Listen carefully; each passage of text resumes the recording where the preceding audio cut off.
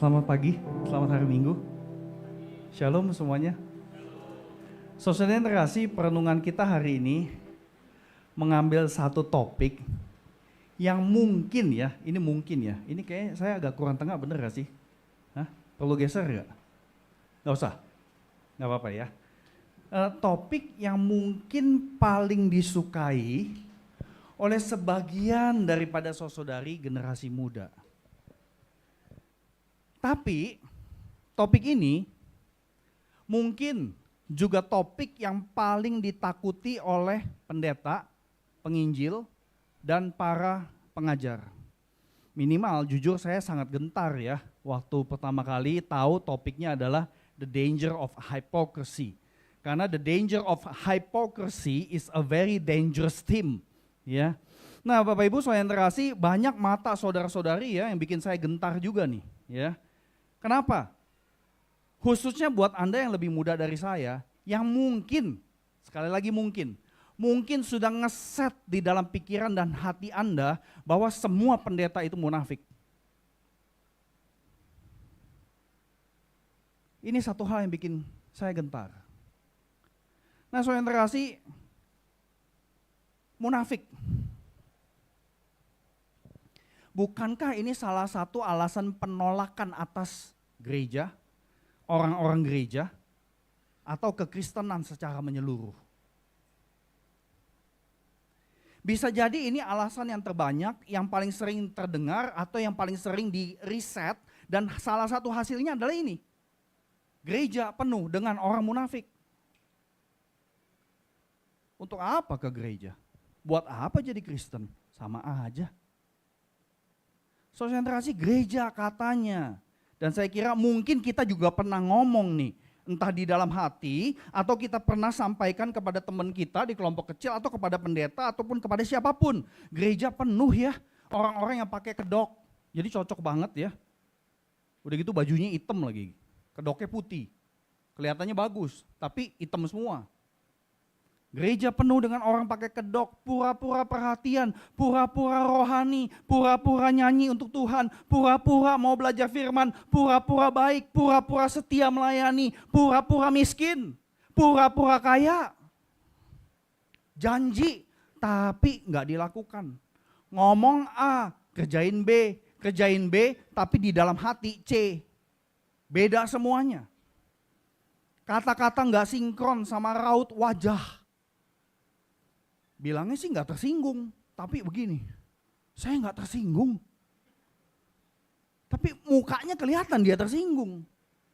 Saudara yang terkasih, gereja penuh dengan orang munafik.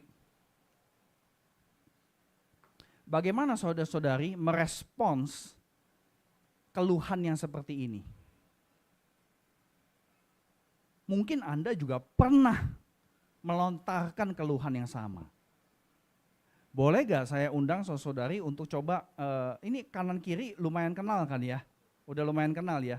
Coba sharing ke temen di sebelah kanan kiri atau depan belakang Anda, apa sih respons kamu terhadap kalimat ini? The church is full of hypocrites.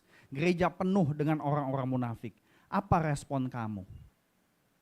Nah supaya bisa lebih seru silakan bangkit berdiri semua. Silakan ngobrol ya, sharing ke kanan kiri Anda. Apa respons Anda terhadap kalimat ini? Gereja banyak orang munafik. Apa respon kamu?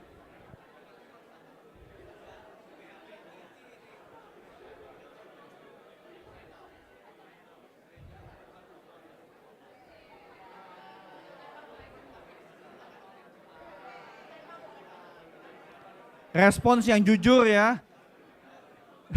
Jangan dirohani-rohaniin. Oke, tetap berdiri ya. Minta tolong semua teman-teman tetap berdiri.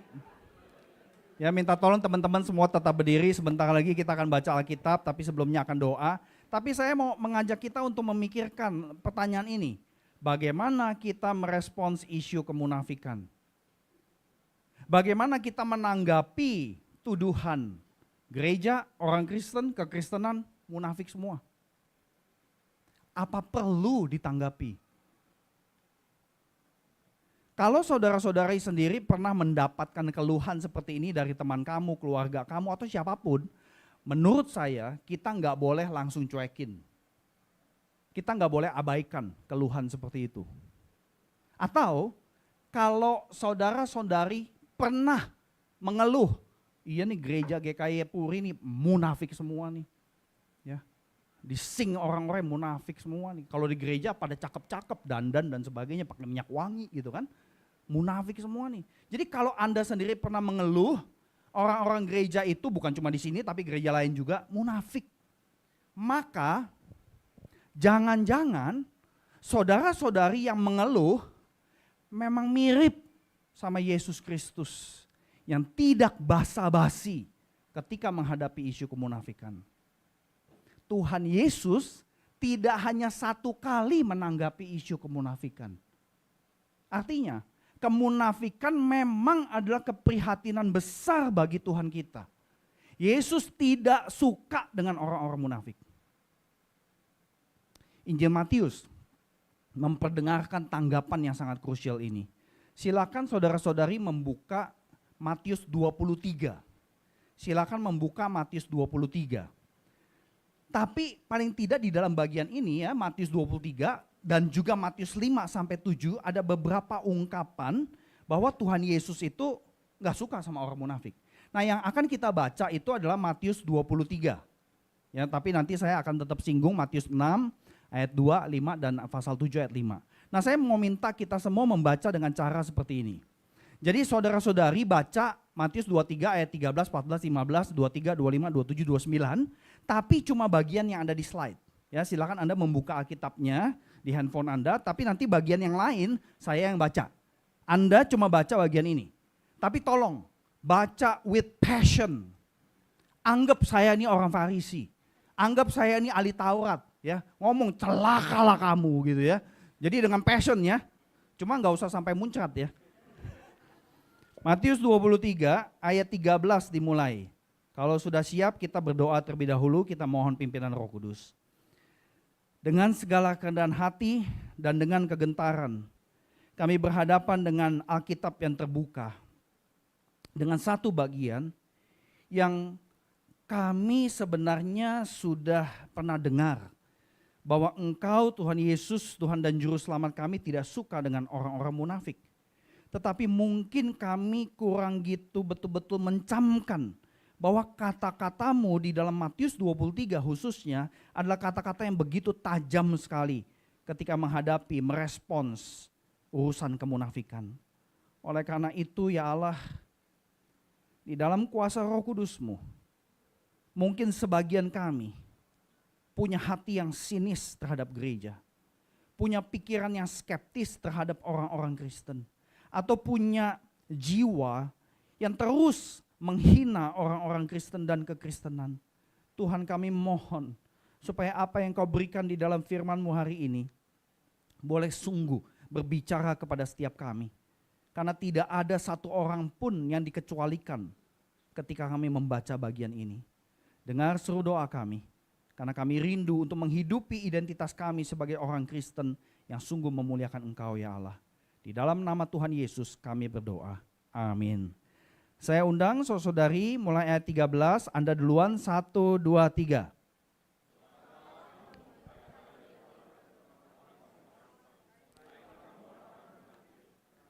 Saya yang terusin, Anda sampai orang-orang munafik aja, sisanya saya. Karena kamu menutup pintu-pintu kerajaan surga di depan orang. Sebab kamu sendiri tidak masuk dan kamu merintangi mereka yang berusaha untuk masuk. Lagi saudari.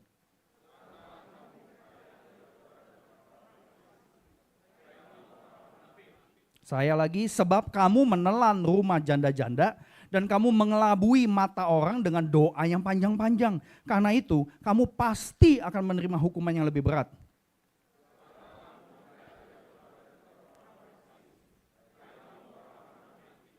Sebab kamu mengarungi lautan dan menjelajahi daratan untuk membuat satu orang saja menjadi penganut agamamu. Dan sesudah hal itu terjadi, kamu menjadikan dia 2 kali lebih pantas masuk neraka daripada kamu sendiri. 16. Yang berkata bersumpah demi bait suci, sumpah itu tidak mengikat. Namun bersumpah demi emas bait suci, sumpah itu mengikat. Saya akan teruskan sampai ayat 22.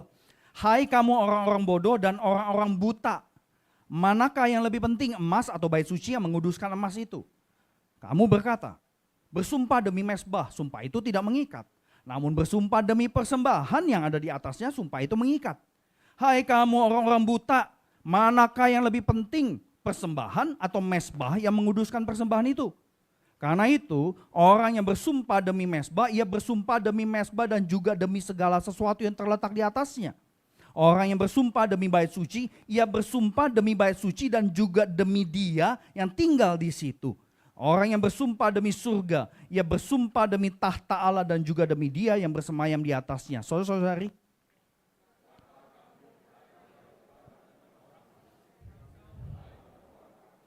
sebab kamu memberi persepuluhan dari min, adas manis, dan jintan. Tetapi yang terpenting dalam hukum Taurat kamu abaikan, yaitu keadilan, belas kasihan, dan kesetiaan.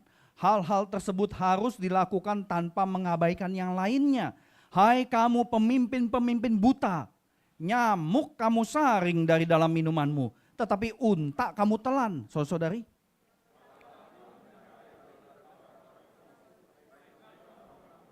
sebab cawan dan pinggan kamu bersihkan sebelah luarnya, tetapi sebelah dalamnya penuh rampasan dan kerakusan. Hai orang Farisi yang buta, bersihkanlah dahulu sebelah dalam cawan itu, maka sebelah luarnya juga akan bersih. Saudari,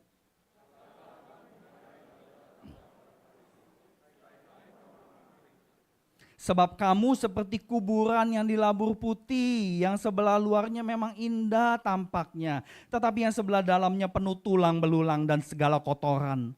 Demikian jugalah kamu, di sebelah luar tampaknya benar di mata orang, tetapi di sebelah dalam kamu penuh kemunafikan dan kelaliman. Saudara-saudari,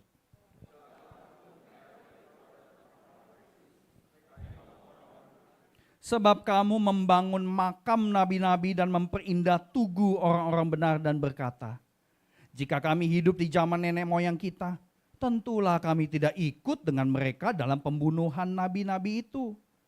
Dengan demikian kamu bersaksi terhadap diri kamu sendiri bahwa kamu adalah keturunan pembunuh nabi-nabi itu. Jadi lengkapilah juga apa yang sudah dilakukan nenek moyangmu. Hai kamu ular-ular, hai kamu keturunan ular berbisa, bagaimana mungkin kamu dapat meluputkan diri dari hukuman neraka? Karena itu, lihatlah, aku mengutus kepadamu nabi-nabi, orang-orang bijaksana dan ahli-ahli Taurat. Sebagian dari mereka akan kamu bunuh, akan kamu salibkan, yang lain akan kamu cambuk di rumah-rumah ibadatmu, dan kamu aniaya dari kota ke kota, supaya kamu menanggung akibat darah orang benar yang ditumpahkan di bumi mulai dari Habel, orang benar itu, sampai kepada Zakaria, anak Berekia, yang kamu bunuh di antara tempat kudus dan mezbah. Sesungguhnya aku berkata kepadamu, semuanya ini akan ditanggung orang-orang zaman ini. Demikian firman Tuhan. Silakan duduk, saudari. Kalau Anda tadi perhatikan dari bacaan kita tadi, kata celakalah 7 kali ya. Jelas banget. Dan Anda tahu simbolisme 7 itu artinya apa.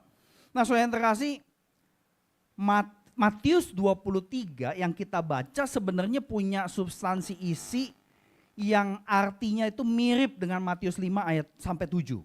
Ya, di dalam Matius 5 sampai 7 Tuhan Yesus juga mengungkapkan beberapa hal mengenai kemunafikan. Tuhan Yesus menegur ya. Contoh Matius 6 ayat 2. Jadi apabila engkau memberi sedekah, jangan engkau menggembar-gemborkan hal itu seperti yang dilakukan orang munafik. Supaya mereka dipuji orang. Kasih persembahan, kasih sedekah, kasih sumbangan, udah gitu taruh di IG. Ya, taruh, pasang iklan gede-gede di depan toko dan sebagainya. Munafik itu. Kemudian ayat 5, apabila kamu berdoa, jangan berdoa seperti orang munafik. Gimana sih cara berdoa seperti orang munafik? Mereka suka mengucapkan doa-doa berdiri di rumah-rumah ibadat pada tikungan-tikungan jalan raya supaya mereka dilihat orang. Jadi mereka cari tempat publik supaya dilihat orang dan dipuji. Ya, jadi Matius 6 ayat 5 itu bukan berarti kita nggak boleh doa di depan publik. Ya, saya kira kita udah ngerti hal ini. Intinya munafik itu adalah kasih lihat orang supaya dipuji dan sebagainya. Ini yang jadi masalah. Kemudian satu lagi, Matius 7 ayat 5. Ini yang seringkali dikutip juga. Hai orang munafik, keluarkan dulu balok di matamu. Setelah itu engkau akan melihat dengan jelas untuk mengeluarkan serpihan kayu dari mata saudaramu. Jadi ini urusan relasi sosial sebenarnya. Ya, jangan saling menghakimi. Dan mirip sekali dengan Matius 23 yang tadi kita baca ya, ada satu ayat yang terkait dengan nyamuk kamu pinggirin dari minuman kamu. Tapi ada onta di dalam minuman kamu, kamu telan juga. Ya, itu kan kiasan. Ya, mirip sekali dengan apa yang tadi kita baca. Nah, saudara kasih, jadi apa yang kita baca di Matius 23 yang bagi saya itu perkataan Tuhan Yesus keras sekali. Celaka kamu. Ya, 7 kali loh. Dan kalimat bahwa kalau kamu terus begitu munafik, kamu akan dihukum. Jadi makanya saya sangat gentar sekali membaca bagian ini. Karena kan yang dihardik sama Tuhan Yesus, hai pemimpin-pemimpin, ahli Taurat, orang Farisi. Ya, itu kan artinya pemimpin agama. Nah, saudara kasih, karena kedua bagian yang kita baca, Matius 23, Matius 5 sampai 7, itu mendengungkan hal yang mirip. Ini satu hal yang perlu jadi perhatian kita karena ternyata di dalam Injil Matius ada pattern kayak begini. Ada pola seperti ini. Jadi modul pengajaran ada 5 di dalam Injil Matius secara keseluruhan. Modul pengajaran 1 sama 5 intisarinya sama. Yaitu kalau Matius 5 itu pengajaran mengenai standar attitude dan juga standar action orang-orang yang menghidupi kebenaran kerajaan sorga. Kemudian pengajaran 5 yang tadi kita baca ya 23 dan tapi ini sampai ayat 25 pasal 25 ngomong pengajaran juga cuma kalimatnya negatif. Kan celaka plus ada pengajaran mengenai akhir zaman. Nah, saudara kasih, kalau kita perhatikan isi dari Matius 23, kita itu bisa ngedaftarin masalah kemunafikan. Ada beberapa. Nah, 3 aspek yang tadi mirip dengan Matius 5 sampai 7 adalah kalau di Matius 5 sampai 7 urusan beri sedekah, urusan doa, urusan relasi sosial yaitu menghakimi. Nah, waktu kita perhatikan Matius 23 itu juga disebutkan, tapi Matius 23 nambahin yang lain lagi. Intinya rata-rata semua adalah aktivitas rohani. Jadi saudara kasih, tadi kita baca ya, menutup pintu kerajaan surga buat orang lain. Udah gitu penipu rohani, nipunya gimana? Pakai doa. Jadi doa, aktivitas rohani dipakai untuk sesuatu yang salah. Kemudian mencetak murid tapi lebih jahat 2 kali lipat. Kemudian ayat 16 sampai 22 yang tadi kita baca, semua istilah yang dipakai bukan lagi orang munafik, tetapi hai kamu pemimpin-pemimpin buta. Ayat 16 sampai 22 3 kali kata buta muncul. Ayat 24 1 kali lagi muncul. Ayat 26 sekali lagi muncul kamu pemimpin buta. Tapi urusannya sama. Kemunafikan dari aktivitas agamawi, aktivitas rohani. Contoh, di Matius 23 tadi urusan sumpah. Kemudian urusan persembahan. Kemudian rajin persepuluhan tapi menindas keadilan. Kemudian ayat 24 sok suci. Nggak merasa bersalah.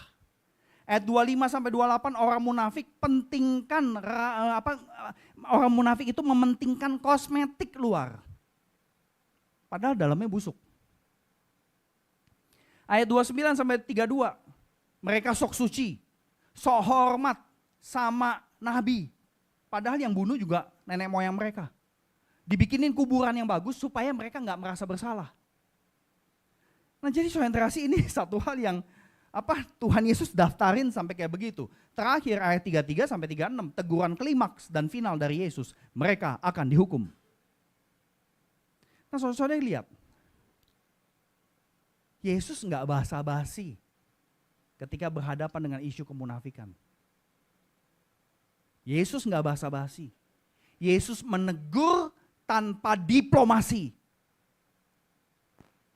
Celaka kamu orang-orang munafik. Nah, pertanyaannya kenapa sih?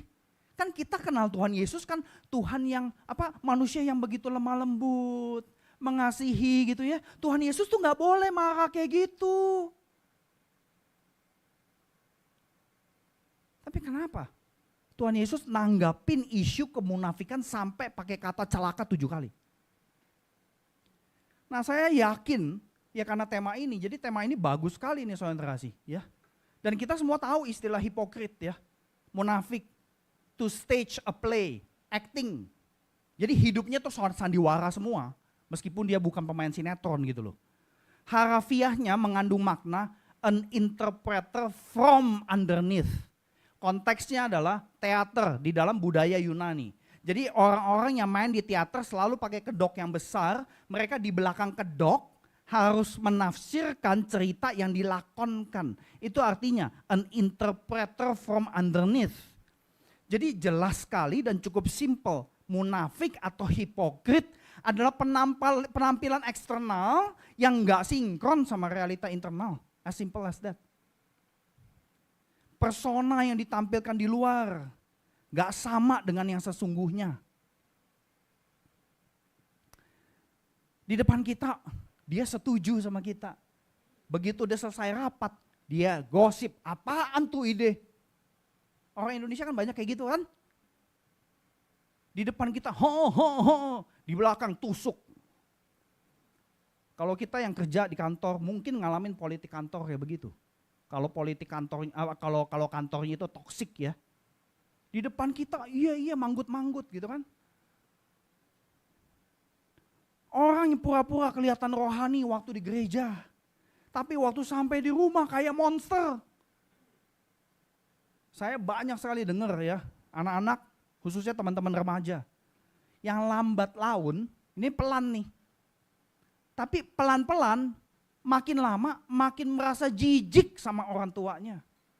Orang tuanya aktif di gereja. Di gereja manis banget sama orang lain, sama jemaat, wah sampai nunduk-nunduk gitu ya. Di rumah kayak monster. Semua kena semprot. Nah ada sebuah kisah, saya dapat dari pengkhotbah lain.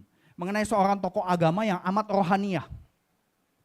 Dia dianggap sebagai orang suci di kotanya karena dia sering duduk di area keramaian pasar dan duduknya itu dengan simbol-simbol kedukaan berkabung kalau dia itu berdosa.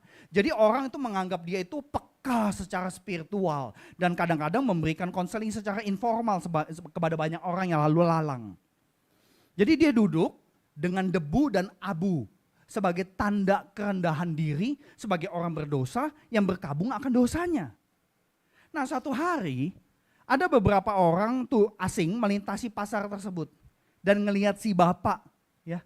Udah gitu permisi boleh gak saya foto? Biasa turis kan gitu ya, apa juga difoto gitu kan.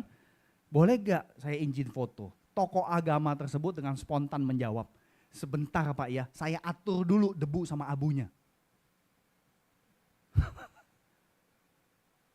Beneran berkabung apa enggak sih? Kok mau difoto debunya diatur dulu? Emangnya bisa gitu? Semua orang tuh ingin terlihat suci, saleh, khususnya waktu banyak orang melihat. Jadi kita secara natural itu mengatur persona eksternal kita sedemikian rupa, padahal secara internal belum tentu sama. Dengan kata lain, kemunafikan itu menjadikan manusia itu penipu ulung. Seorang yang munafik akan selalu pura-pura dan dia gak sadar kalau dia lagi pura-pura. Seorang munafik akan jago sekali diplomasi level dewa. Padahal dia gak tulus dan penuh kebohongan. Gak ada integritas. Itulah yang membuat Tuhan Yesus menegur sangat keras isu kemunafikan. Sebab memang ada beberapa bahaya yang kita perlu camkan. Dan Tuhan Yesus gak mau murid-muridnya mengalami hal ini. Dangers yang pertama, a hypocrite will become a living hoax. Dia gak pernah jujur sama dirinya sendiri, sama Tuhan juga. Jadi seorang yang munafik, hidupnya itu semua kebohongan. A living hoax. Seumur hidup dia gak bisa ngerti siapa dirinya yang sesungguhnya. Nah para ahli Taurat, orang Farisi ditegur sama Tuhan Yesus karena mereka sudah terbiasa tidak jujur dan sudah biasa mengkosmetikkan segala sesuatu yang mereka lakukan. Dan akhirnya mereka tidak sadar kalau mereka tidak jujur kepada diri, kepada masyarakat Yahudi yang dilayani. Akibatnya apa? Mereka sulit sampai pada kesadaran bahwa mereka salah. Kebanyakan orang munafik itu nggak sadar kalau dia munafik. Matius 23 ayat 3 menekankan bahwa apa yang diajarkan orang Farisi, ahli Taurat bisa diikuti menurut Tuhan Yesus. Silahkan dilakukan ajarannya, tapi jangan ikutin kelakuan mereka. Karena mereka ngajar tapi nggak melakukan.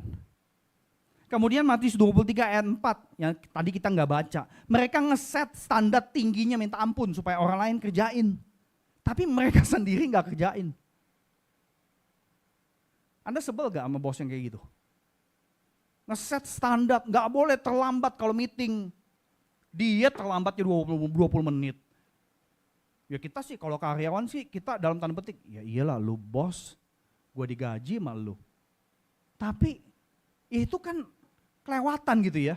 Lama-lama ya meskipun kita sadar kita ini karyawan dan sebagainya, lama-lama kan sebel juga kan. Udah deh gue yang jadi bos aja deh, kita gituin aja bos kita. Ya. Nah jadi saudara kasih, mereka set standar begitu tinggi tapi tidak mereka lakukan. Kenapa? Karena objektif utama adalah menampilkan supaya dilihat orang dan dipuji orang. Jadi mereka melakukan aksi-aksi hidup, khususnya aktivitas rohani, supaya jadi pertunjukan agamawi belaka. Nah kalau kita perhatiin kehidupan para aktor sama aktris ya, kadang saya kasihan sama mereka. Ya, mereka menghadapi bahaya kemunafikan yang besarnya minta ampun. Yang saya sedih banget adalah satu aktor komedi yang top kelas ya, Robin Williams. Ya, aktor yang luar biasa dahsyat, tapi matinya bunuh diri. Dia bikin orang ketawa, tapi dia nggak bisa tertawa untuk hidup dia nggak bisa bahagia. Ada yang gak sinkron. Jadi mereka aktor, aktris itu gampang sekali kehilangan identitas. Ya khususnya mereka yang berhasil, yang sukses. Masyarakat di luar sana punya ekspektasi terhadap aktor, aktris dan juga selebriti dan sebagainya. Untuk menampilkan persona yang bukan sebenarnya. Karena ada ekspektasi. Jadi kemunafikan itu membuat seseorang menjadi a living hoax. Tanpa adanya intervensi memutus habit tersebut, maka kemunafikan akan menjerumuskan seseorang ke dalam bahaya yang kedua. Dan menurut saya ini lebih mengerikan. Bahaya yang kedua adalah a hypocrite will experience death of senses. Orang-orang yang munafik akan mengalami kematian panca indera. Punya mata udah gak bisa lihat, punya telinga udah gak bisa dengar sama sekali. Tadi kita menyanyikan pujian yang ada referensi-referensi mengenai melihat, ya mendengar dan sebagainya. Kita bisa mendengar, melihat hal-hal yang Tuhan sediakan kalau kita beneran menyembah Tuhan yang hidup. Tapi kalau kita memberhalakan diri kita seperti yang dilakukan para Farisi dan pemimpin ahli Taurat ini, ya kita mati. Panca indera kita mati. Nah ini alasan kenapa Matius menggunakan metafora kebutaan sampai 5 kali. Ini kata atau ungkapan lain sinonim dengan hai kamu orang-orang munafik. Hai kamu pemimpin-pemimpin buta. Ya ayat 16, 17, ayat 19, 24 dan 26. Bahaya kedua ini makin terbukti bahwa kalau kita tidak betul-betul bertobat dan berubah dari kemunafikan, bahaya ini akan makin kita alami, khususnya waktu kita bandingkan dengan pengajaran Tuhan Yesus di modul ketiga pengajaran. Modul ketiga itu center daripada Injil Matius. Pengajaran mengenai kerajaan sorga tapi pakai perumpamaan supaya orang-orang bisa mengerti, saudara kasih. Jadi ini pusat pengajaran Tuhan Yesus. Setiap kali Yesus selesai menyampaikan perumpamaan, Tuhan berkata seperti ini. Siapa bertelinga, hendaklah ia mendengar. Matius 13 ayat 9 dan 43. Lalu ayat 16. Berbahagialah matamu karena melihat dan telingamu karena mendengar. Kenapa Tuhan pakai istilah panca indera di sini? Karena itu dia tadi poin tadi. Ketika murid Kristus ikutin orang Farisi, pemimpin ahli Taurat menjadi munafik, mereka lama-lama akan mengalami kematian panca indera. Jadi saudari, Kalau kita betul murid Kristus yang sejati, ikut Yesus, kita tidak akan mengalami kematian panca indera. Sebab yang diikuti, yang disembah adalah Yesus Tuhan yang hidup. Sebaliknya orang munafik yang tidak bertobat akan terperosok ke dalam kematian panca indera karena yang mereka ikutin adalah kesenangan publik dan diri sendiri. Mereka menampilkan image diri yang seringkali kontradiktif dengan yang sesungguhnya. Artinya suara publik selalu diikutin, dicari untuk memvalidasi bahwa saya berharga.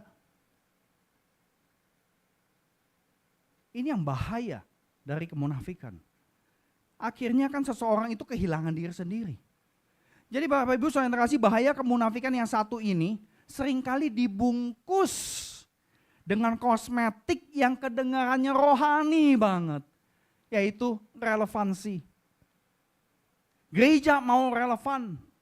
Akhirnya kita semua ikutin cara mengemas pesan seperti yang dilakukan di dalam dunia ini.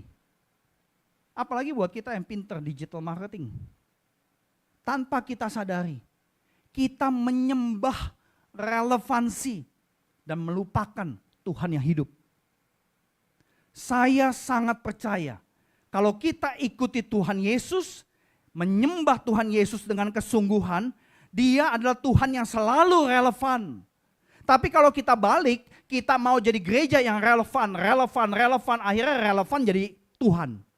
Tuhan yang sesungguhnya kita lupakan. Karena yang kita ngomongin di rapat, gimana relevan? Gimana relevan? Muter-muter ngomongin rapat sejam, 2 jam, gimana relevan? Cara begini, teknik begini dan sebagainya. Yang di ngomongin relevan. Bukan Tuhan yang hidup, yang selalu relevan. Ini yang menurut saya banyak dari kita gereja mungkin kita nggak menyadari ini. Relevansi jadi Tuhan di dalam zaman ini. Nah, saudara yang terkasih, bahaya selanjutnya dari kemunafikan terkait dengan aktivitas rohani itu sendiri. Karena teks yang kita baca Matius 5-7, Matius 23 itu didaftarkan ya, aktivitas rohaninya banyak banget loh. Kemunafikan yang mendarah daging membuat seseorang melakukan aksi rohani untuk semua alasan dan motivasi yang salah. Aksi-aksi rohani bagus, tapi dilakukan tanpa peduli dengan kebenaran maknanya. Akibatnya apa? Kekuatan aksi rohani disangkal kekuatannya. A hypocrite will focus only on the external performances of spirituality and denying its power. Saat kita, jadi gini, kemunafikan itu tanpa kita sadar menggiring kita hanya pentingkan performa eksternal tanpa peduli makna. Saat kita lakukan kegiatan rohani, tapi kita nggak mau tahu. Kenapa saya lakukan ini? Kenapa kita lakukannya caranya begini? Apa artinya? Kalau kita nggak mau tahu semuanya, itu kemunafikan. Kalau kita orang Kristen datang kebaktian, tapi kita nggak mau pusing lah, pokoknya jalanin aja. Jangan-jangan kita sedang membohongi diri sendiri. Tuhan sih nggak bisa kita bohongin, dan kita saling membohongi diri sendiri.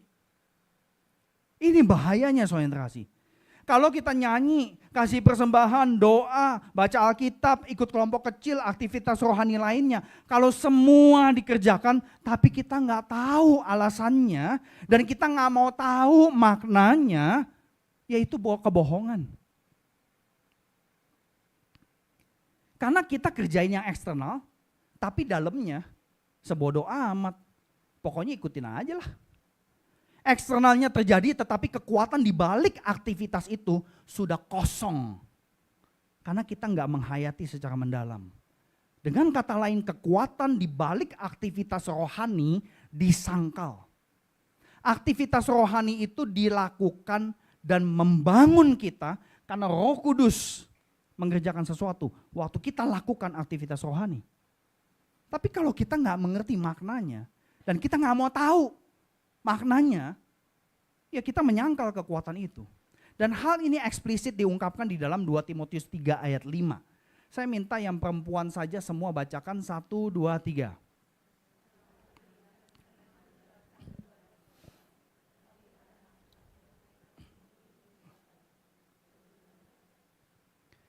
aktivitas rohani atau ibadah dijalankan sebatas lahiriah. Bentar. Oke. Contoh sederhana, doa makan. Anda kalau makan doanya di depan, di tengah, di belakang. Semua di depan kan? Bener gak? Siapa di sini doa makan di belakang doanya?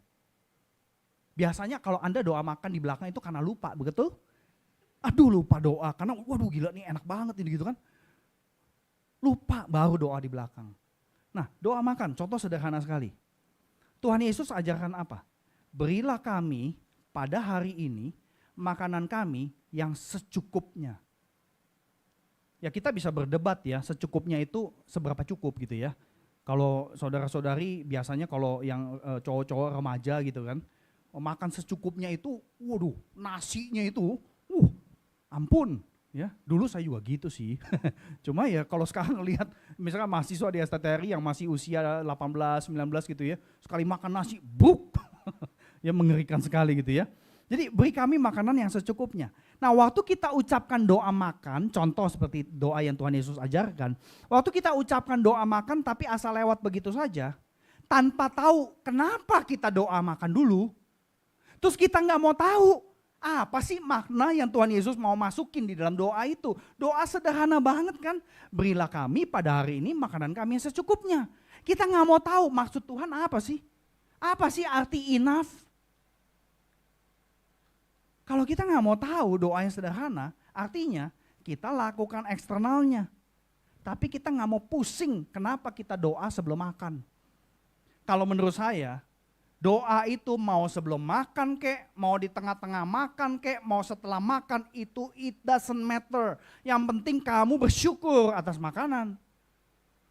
Ya, jadi nggak usah tuh dipantek mati. Doa dulu sebelum makan. Ya kalau yang jadi masalah adalah kalau sering lupa ya. Lupa melulu dia doa sebelum makan bersyukur. Jadi doanya di belakang melulu. Nah itu masalah lah ya. Masa mau makan dapat berkat jasmani aja lupa melulu, kan itu agak lucu ya kalau kita orang Kristen seperti itu. Jadi eksternal doang. Masih datang kebaktian tiap minggu. Baca Alkitab jalan meskipun bolong-bolong. Tapi semua dikerjakan hanya karena disuruh, didorong, diingetin. Semua dilakukan hanya karena kewajiban agamawi, bukan karena kesadaran yang kita peroleh, karena kita cari kenapa ya saya mesti doa makan dulu sebelum makan. Kan kedengarannya simple ya, doa makan sebelum makan ya karena bersyukur. Tapi kita tanya lagi, apa benar saya bersyukur? Siapa di antara saudari yang di sini doa makan doanya begini, Tuhan terima kasih.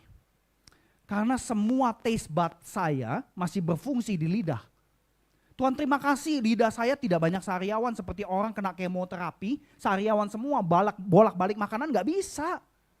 Makanya mesti pakai jus. Tuhan terima kasih untuk taste buds yang masih berfungsi. Pernah gak doa gitu? Gak pernah kan? Kenapa? Karena doa makan kita selalu sama toh. Coba ingat-ingat. Doa makan Anda pagi, siang, malam. Sama enggak? Periksa baik-baik. Ya, periksa, serius ini, serius. Periksa baik-baik doa makan Anda. Karena ini yang simple sekali. Kita lakukan aktivitas rohaninya secara eksternal saja. Tapi substansi internal, makna, alasannya, kita nggak mau tahu. Kalau itu yang terus-menerus terjadi, kita menyangkali kekuatan di balik doa sebelum makan. Saudara, sama halnya dengan urusan ibadah. Ya, tiap minggu kita kebaktian karena merayakan kebangkitan Kristus. Yang dipentingkan oleh banyak pemimpin gereja adalah performa kebaktian minggu untuk menarik banyak pengunjung. Pokoknya cari cara apapun untuk meningkatkan kualitas.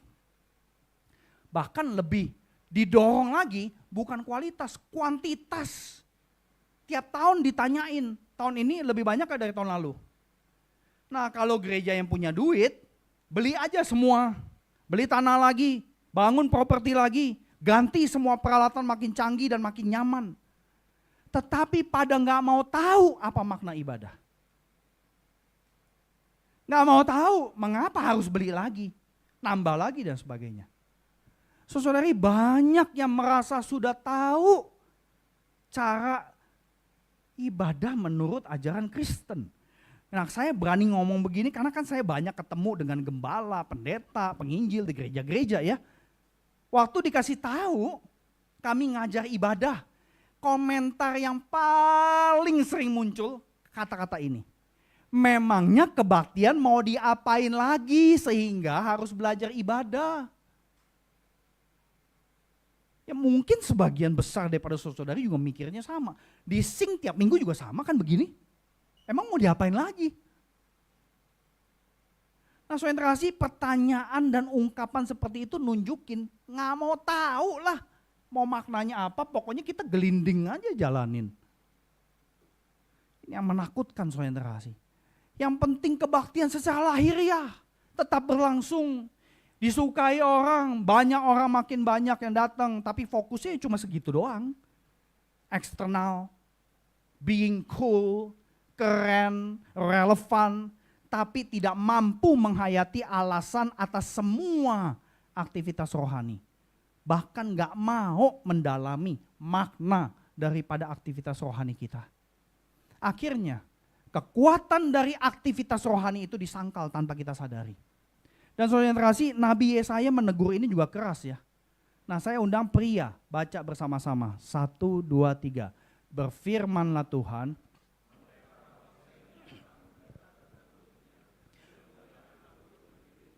sedangkan hatinya menjauh daripadaku, dan ibadahnya kepadaku hanyalah perintah manusia yang dihafalkan.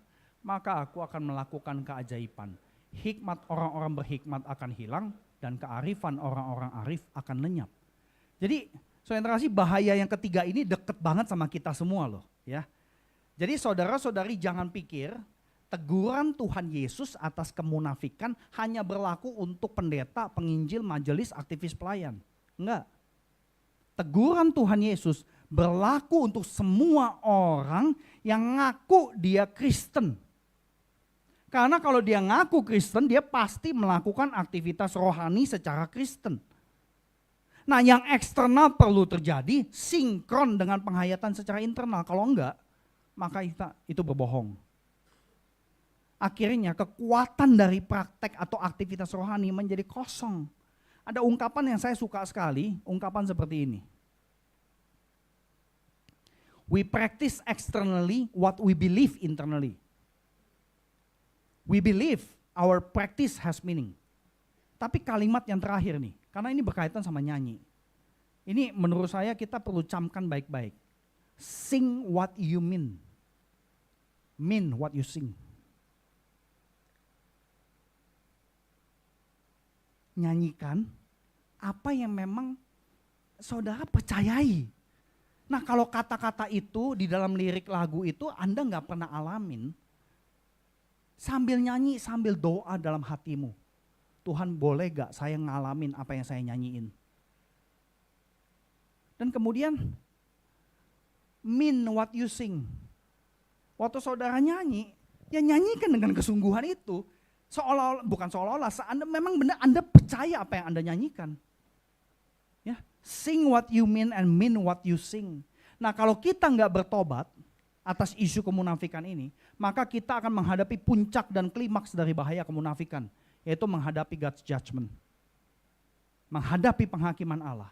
Nah, tadi Yesaya 29 udah dibaca, dan penghakimannya salah satunya adalah hikmat orang-orang berhikmat hilang.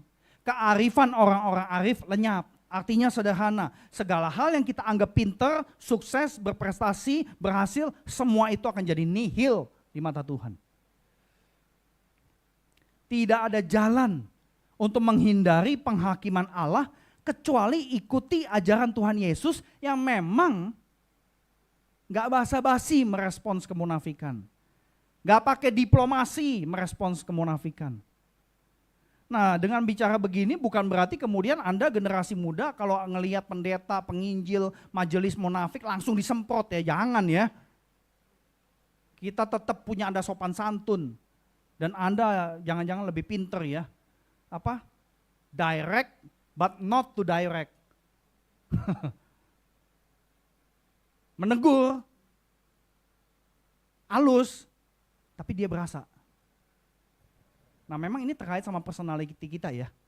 Banyak dari kita yang suka nyindir gitu ya, mungkin jago tuh ya. Ngomongnya nyindir melulu, nyinyir melulu gitu kan, itu mungkin jago tuh ya. Tapi ya intinya kita perlu belajar berkomunikasi juga dalam hal ini. Yang jelas kalau kita nggak bertobat atas isu kemunafikan ini akan kita hadapi. Jangan pernah berpikir karena saya sudah Kristen, saya sudah ditebus di dalam Yesus, maka saya nggak akan menghadapi penghakiman Tuhan. Itu pikiran salah besar loh saudara yang terkasih. Kita semua akan menghadapi tahta penghakiman Allah dan hakimnya adalah Tuhan Yesus Kristus. Nah intinya untuk bisa menghindari semua itu kita perlu belajar mengimitasi cara Yesus hidup di muka bumi. Kalau saudara-saudari baca Injil Matius 25 kali bolak-balik gitu ya, Anda akan ketemu pola bahwa Matius itu bikin format penulisan untuk nunjukin bahwa cuma Yesus yang tidak munafik. Karena Matius adalah saksi mata hidup Yesus. Dia nggak mungkin bohong, dia nggak berani bohong. Nah perhatikan pola menyeluruh di dalam Injil Matius ini. 5 modul pengajaran, tetapi diselipin penunjukan. Jadi Tuhan Yesus itu tell and then show. Ngajar, ngomong, udah gitu tunjukin di dalam visual. Tell and show, 4 kali loh. Kenapa 4? Ada yang tahu gak? Kenapa 4 kali? Kalau orang Chinese jangan pakai angka 4 kan? Sama angka 13 gak mau, karena 1 tambah 3 sama dengan 4.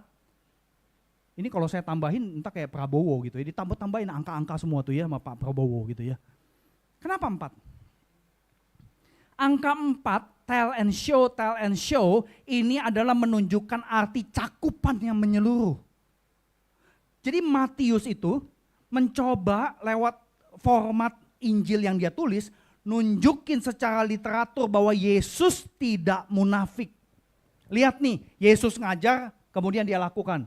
Ngajar, lakukan sampai 4 kali. Jadi saudara yang terkasih nggak ada cara lain loh. Nggak ada jalan pintas. Kalau memang kita serius mau bertobat dari kemunafikan apapun yang kita rasain ya. Apapun yang mungkin kita katakan iya ya gue munafik ya. Atau Anda di antara kita enggak gue nggak munafik banget kok. Kalau kita memang mau terlepas dari situ nggak ada jalan pintas. Baca Injil Matius 25 kali bolak-balik. Ya tentu Markus juga, ya Lukas juga, Yohanes juga, baca bolak-balik. Perhatikan bahwa Tuhan Yesus itu satu-satunya manusia yang tidak munafik. Jadi dengan patron seperti ini, pola seperti ini dalam Injil Matius, betul-betul kita mau diberitahu bahwa kesaksian dari Matius nunjukin hidup Yesus yang tidak munafik, ini adalah harta untuk nolong kita hidup tidak terjebak dalam kemunafikan. Sebab kemunafikan tanpa pertobatan ujungnya adalah God's judgment. Kita akan menghadapi penghakiman Tuhan. Tapi jangan pernah lupa 3 bahaya sebelumnya. Hypocrites will be a living hoax. Kalau buat kita yang manusia normal, saya kira nggak ada di antara kita yang mau jadi living hoax ya. Kemudian hypocrites will experience death of senses. Kematian panca indera. Kita mau dengar khotbah berapa banyak, kalau telinga kita udah mati, apapun gak akan masuk. Jadi saudara ini yang penting sekali. Kemudian yang terakhir, kita melakukan aktivitas rohani terus-terusan. Jangan sampai kita menyangkali kekuatan itu, karena kita melakukan eksternalnya saja. Kita nggak mau tahu maknanya, kita nggak tahu alasan kenapa kita melakukan ini, melakukan itu dan sebagainya. Biarlah firman Tuhan ini betul-betul boleh nempel di kita ya. Karena sekali lagi, tidak ada satupun dari kita di ruangan ini yang dikecualikan. Apalagi saya. Makanya di awal saya sangat gentar sekali. Biasanya kalau siapin khotbah, saya mesti hafalin khotbahnya. Ya, cuma saya nggak seperti istri saya, Ibu Lydia di depan kaca gitu ya, saya malu lihat muka saya sendiri gitu kan. Saya hafalin lebih banyak. Seolah-olah saya udah dikhotbahin dulu sama khotbah ini. Jadi saya kira kita perlu punya kegentaran sebagai orang-orang Kristen. Kalau memang kita mau jadi Kristen yang serius ya. Kecuali ya kita mau Kristen-Kristenan gitu kan. Jadi biarlah kita boleh betul-betul ditolong sama Tuhan untuk hati-hati. Karena puncak daripada kemunafikan itu adalah kita akan menghadapi penghakiman dari Allah. Mari kita tundukkan kepala. Kita akan datang ke hadapan Tuhan. Saya undang kita semua untuk merespon secara pribadi. Gunakan kesempatan ini untuk betul-betul mencurahkan hati Anda. Dan tentu jangan takut untuk mencurahkan isi hati kalau memang ganjalan yang Anda miliki terkait dengan orang-orang di gereja, teman-teman orang Kristen yang menurut Anda ya munafik. Datang ke hadapan Tuhan, curahkan isi hatimu, sampaikan, Tuhan saya kesel banget sama orang ini. Tuhan bantu saya untuk bisa mengatasi seluruh dinamika diri saya ketika berhadapan dengan orang tersebut. Mungkin ada juga di dalam diri saya kemunafikan-kemunafikan yang saya tidak sadari. Silakan datang ke hadapan Tuhan, akui dengan jujur apa yang perlu saudara akui. Bertobat hari ini kalau Anda adalah orang yang tergolong dengan isu-isu kemunafikan yang kita lihat di dalam firman Tuhan. Minta ampun di hadapan Tuhan. Karena tidak ada satupun orang yang datang ke hadapan Tuhan dengan patah hati, hancur hati, tidak akan ditolak oleh Tuhan. Jadi jangan sia-siakan kesempatan ini. Datanglah ke hadapannya dengan segala kerendahan hati. Kalau Anda merasa orang rumah banyak yang munafik, minta ampun kepada Tuhan. Minta Roh Kudus berikan petunjuk, penerangan bagaimana kamu menjadi contoh terlebih dahulu sebelum menuntut orang lain berubah. Berdoalah, jujurlah di hadapan Tuhan.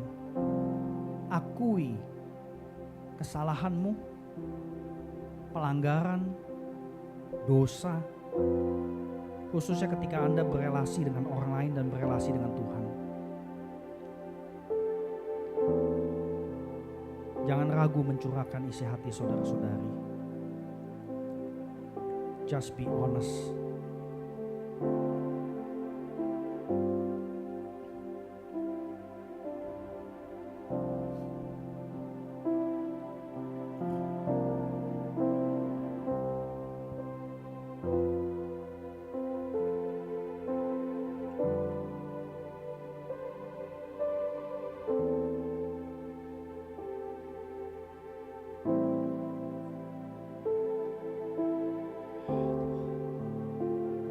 Just be honest.